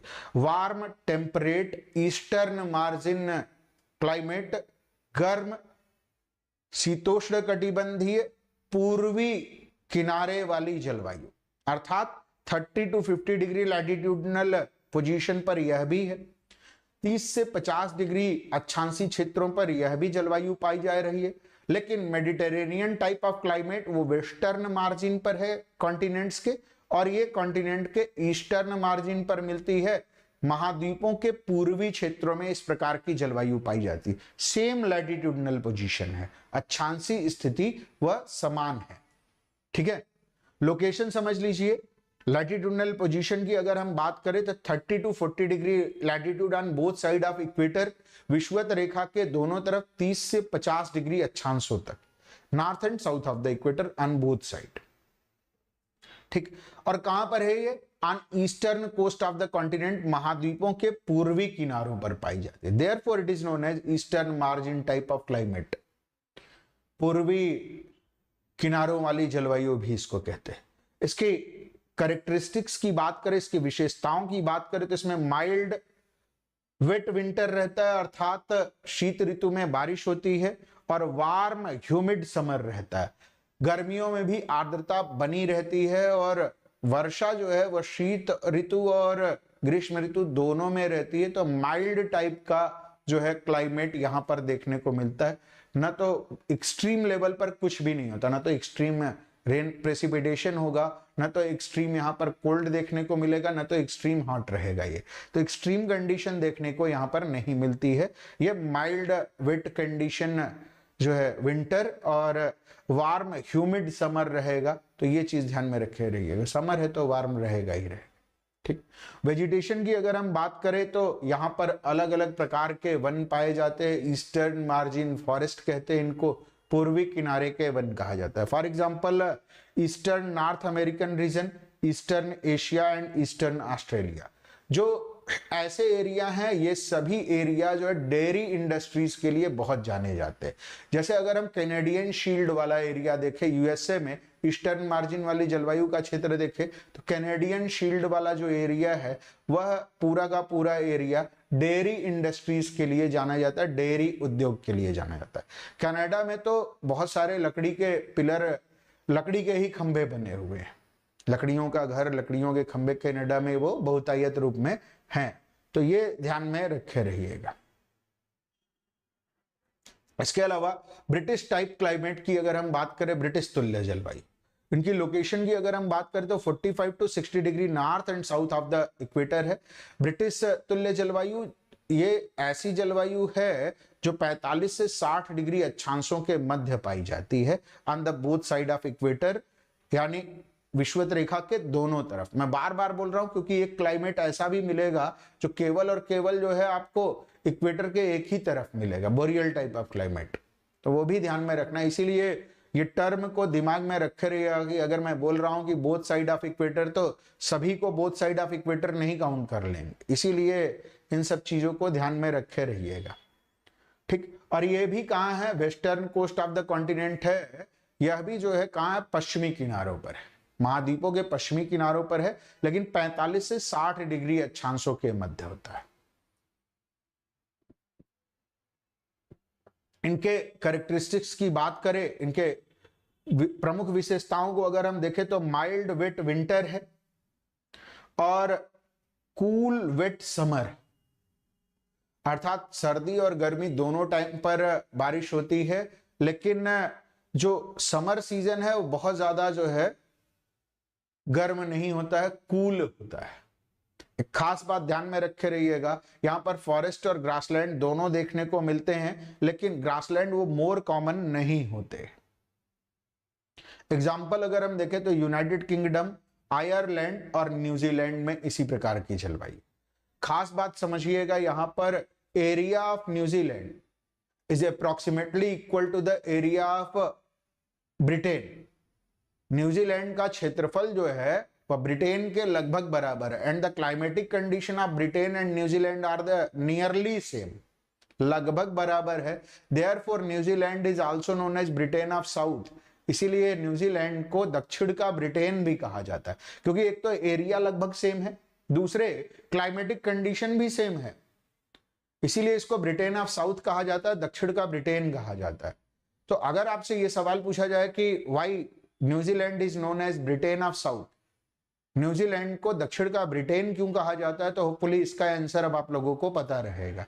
यहां पर अब आप लोगों को कभी दिक्कत नहीं आएगी, है ना। इसके अलावा taiga type of climate, taiga तुल्य जलवायु की अगर हम बात करें तो यहां पर कोण या शंकु वाले वृक्ष पाए जाते हैं। ऐसे वृक्ष जो कोण टाइप के होते हैं, क्योंकि रेनफॉल जो है यहाँ पर स्नो के रूप में होती, प्रेसिपिटेशन यहाँ पर हिमपात के रूप में होता है, और बर्फ जो है पत्तों पर रुक नहीं पाए, इसके लिए क्या होता है, ये कोन का शेप ले लेते हैं, और यहाँ के क्लाइमेटिक कंडीशन की वजह से कोन का शेप लिए रहते हैं, तो उस पर जो है बर्फ रुक नहीं पाती है और वो स्लाइड होकर के नीचे गिर जाती है। तो ऐसे एरियाज को हम कोनिफर फॉरेस्ट एरिया भी कहते हैं, शंकु या कोणधारी वनों का क्षेत्र भी कहते हैं, ठीक। It is also known as lumbering areas, इनको लंबरिंग क्षेत्र भी कहा जाता है। इट्स लोकेशन, अगर हम लैटिट्यूडनल लोकेशन की बात करें, इनके अक्षांशीय स्थितियों की बात करें, it located between 50 to 65 degree north and south of the equator. लेकिन यह जो है अगर हम देखें टैगा तुल्य जलवायु, यह विशेष रूप से केवल और केवल नॉर्थ हेमिस्फीयर में है, क्योंकि अगर हम सदर्न हेमिस्फीयर की बात करें तो 50 to 65 डिग्री लैटिट्यूड पर वहां पर जनरली भूमि का अभाव है। वहां पर क्या है, भूमि का जनरली अभाव है, वहां पर वाटर बॉडी है, और इसी वजह से जो है सदर्न हेमिस्फीयर में लगभग एब्सेंट है अगर हम जमीन की बात करें। हालांकि क्लाइमेटिक कंडीशन दोनों हेमिस्फीयर में रहेगा, लेकिन जमीन ही नहीं है तो हमारे ऊपर क्या इंपैक्ट पड़ रहा है, कोई इंपैक्ट नहीं पड़ रहा है। तो टैगा तुल्य जलवायु को ध्यान में रखे रहिएगा। Location between 50 to 65 degree north and south latitude from the equator, 50 से 65 डिग्री अक्षांशों में, स्पेशली अगर हम देखें तो उत्तरी अक्षांशों में विशिष्ट रूप से। इनकी कैरेक्टरिस्टिक्स की बात करें, प्रमुख विशेषताओं की अगर हम बात करें तो कूल स्नोई विंटर है, यानी शीत ऋतु में हिमपात होता है और ठंडी बहुत ज्यादा पड़ती है। शार्ट कूल समर रहता है, गर्मी का मौसम बहुत छोटा रहता है और गर्मियों में भी काफी कम तापमान रहता है। वेजिटेशन में जैसा मैंने आपको बता दिया, कोणदार वन पाए जाते हैं, जैसे पाइन हो गया, ठीक है, स्प्रूस हो गया, देवदार हो गया, इस तरीके के वृक्ष यहाँ पर कॉमनली पाए जाते हैं। एग्जाम्पल की अगर हम बात करें तो जैसे साइबेरिया, कनाडा, स्कैंडिनेविया के देश, स्कैंडिनेवियन कंट्री का मतलब क्या हो गया, Sweden, Norway, Denmark and Iceland, combinedly known as Scandinavian country. Sweden, Denmark, Norway और आइसलैंड को सम्मिलित रूप से क्या कहा जाता है, स्कैंडिनेविया के देश कहा जाता है। तो ये पॉइंट भी आपने ध्यान में रखे रहिएगा कि इस प्रकार की जलवायु यहां पर मिलती है। इसके अलावा लॉरेंशियन क्लाइमेट, लॉरेंशिया तुल्य जलवायु, this type of climate present between 55 to 65 degree north latitude of the equator.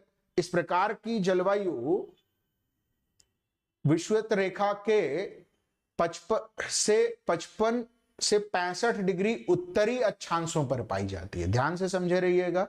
और it is generally present in the interior of the North America region. यह जो है उत्तरी अमेरिका महाद्वीप के आंतरिक क्षेत्रों में 55 से 65 डिग्री लैटिट्यूड का जो नदर्न हेमिस्फीयर वाला एरिया है, वहां पर इस प्रकार की जलवायु पाई जाती है।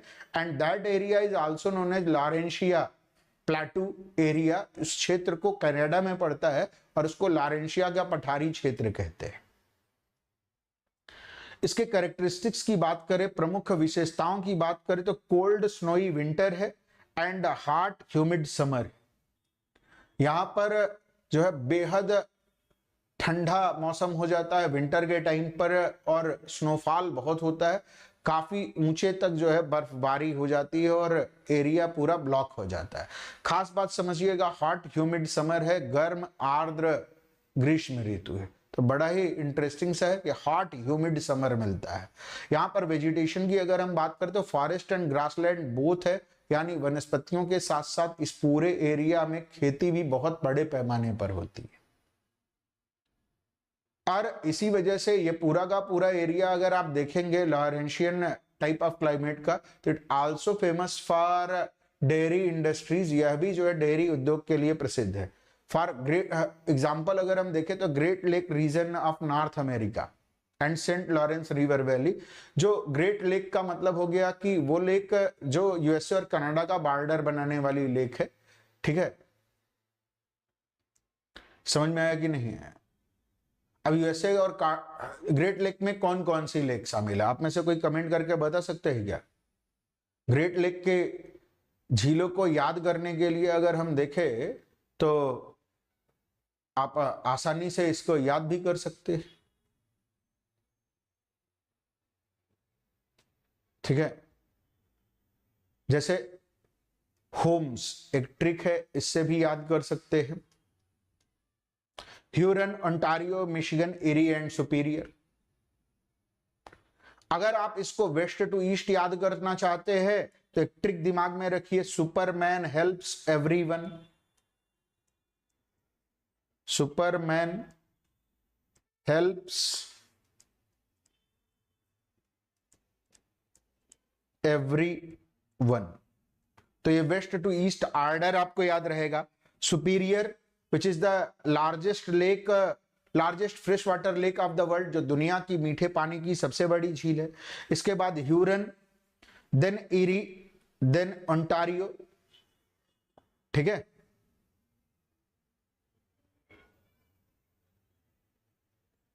ठीक, superior, Michigan, Hurun, eri, Ontario.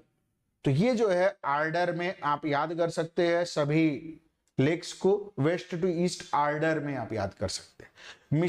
Superior is the largest fresh water lake of the world. Superior जो है मीठे पानी की दुनिया की सबसे बड़ी झील है। Michigan is a largest lake inside a single country. Michigan completely in USA, United state of America में पूर्णतया है। और ये जो मिशिगन लेक का एरिया है, यह पूरा का पूरा एरिया अगर हम देखें तो व्हीट प्रोडक्शन के लिए और मेज प्रोडक्शन के लिए जाना जाता है। ठीक है, यहीं पर दुनिया का सबसे बड़ा आटा उत्पादक शहर भी है, जहां पर आटे का उत्पादन दुनिया में सबसे ज्यादा होता है। बफेलो नाम है उसका। तो भैंस, वो स्पेलिंग वही है, बट भैंस मत लिख दीजिएगा हिंदी वालों, बफेलो ही लिखिएगा हिंदी में भी, स्पेलिंग वही है उसकी।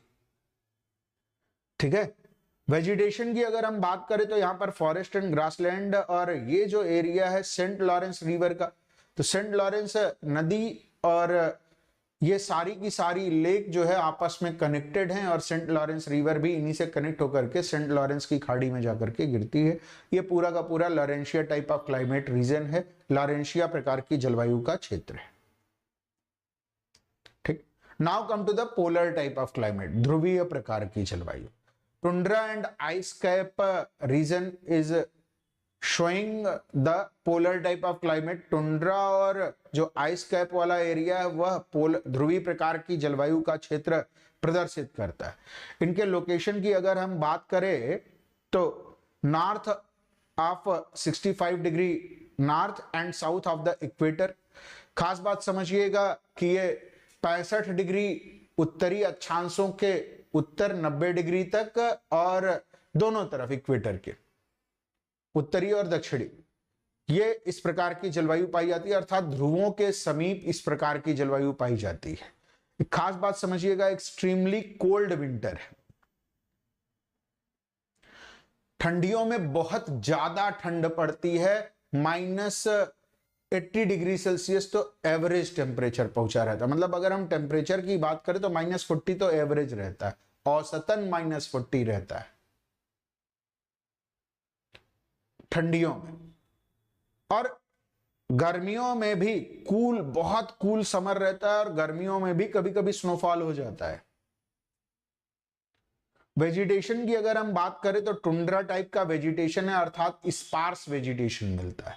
टुंड्रा टाइप के वेजिटेशन की अगर हम बात करें तो लाइकेन, मैसिस जो है, ये सभी प्रकार के वेजिटेशन टुंड्रा टाइप के वेजिटेशन कहलाते हैं। और इसके अलावा अधिकांश एरिया तो आइस कैप कवर्ड है, पूरी तरह से हिमाच्छादित एरिया है। तो आइस कैप वाला जो कवर्ड एरिया, वहां पर तो कोई वेजिटेशन नहीं होता। There is no vegetation in the ice cap covered area. Examples की अगर हम बात करें तो Arctic and Antarctic region, Arctic और अंटार्कटिक का क्षेत्र इस प्रकार की जलवायु का क्षेत्र है।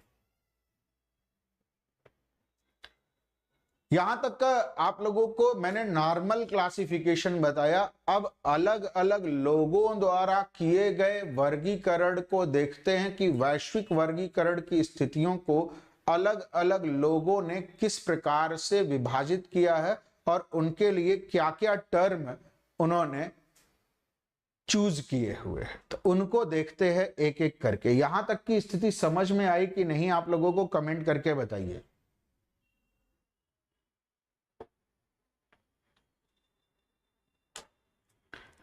अब आते हैं Koppen classification of climate, Koppen द्वारा किया गया जलवायु वर्गीकरण। It is the most commonly used classification type of climate. यह वर्गीकरण, जलवायु के वर्गीकरण का सर्वाधिक प्रयोग में लाया जाने वाला प्रकार है। It was developed by Vladimir Peter Koppen in 1884।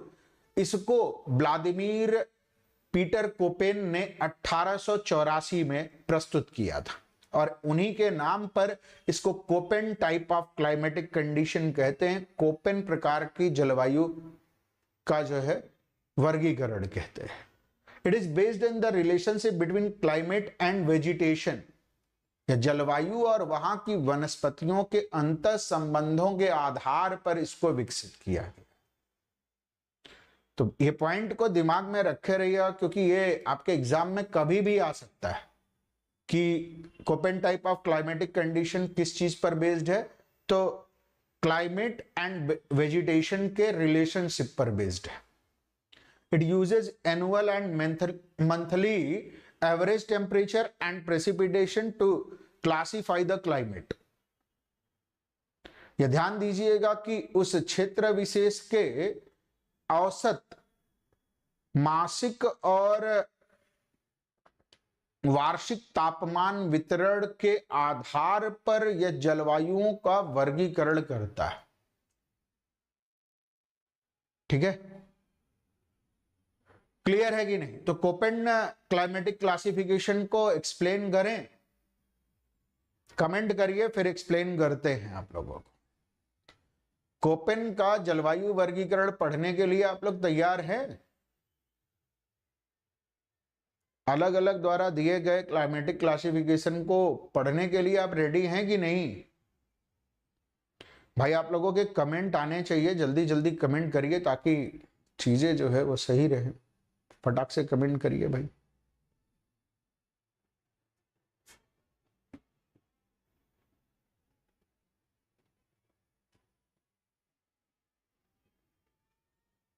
आप लोगों के कमेंट आने चाहिए, जल्दी जल्दी कमेंट करेगा। इस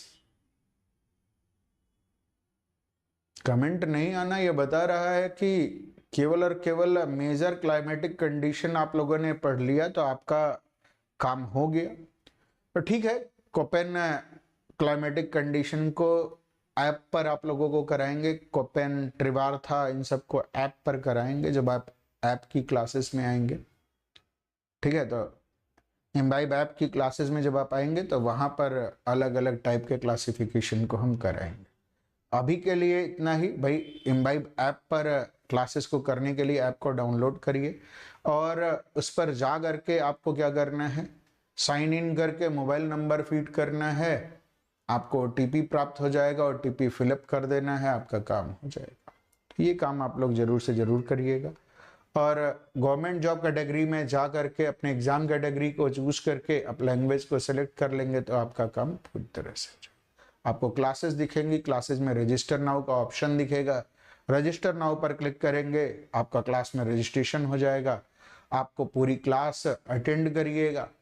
पूरी क्लास अटेंड करने से पहले आपको प्री क्लास एक्टिविटी भी मिली रहेगी, उसको करके आइएगा ताकि बेसिक समझ आपको रहे उस टॉपिक की।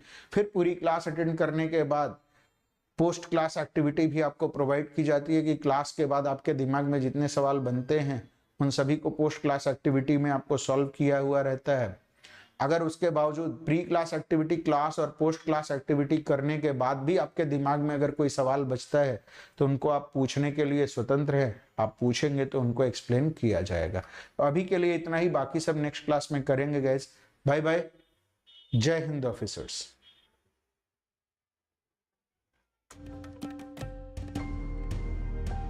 Keep imbibing. We believe in you.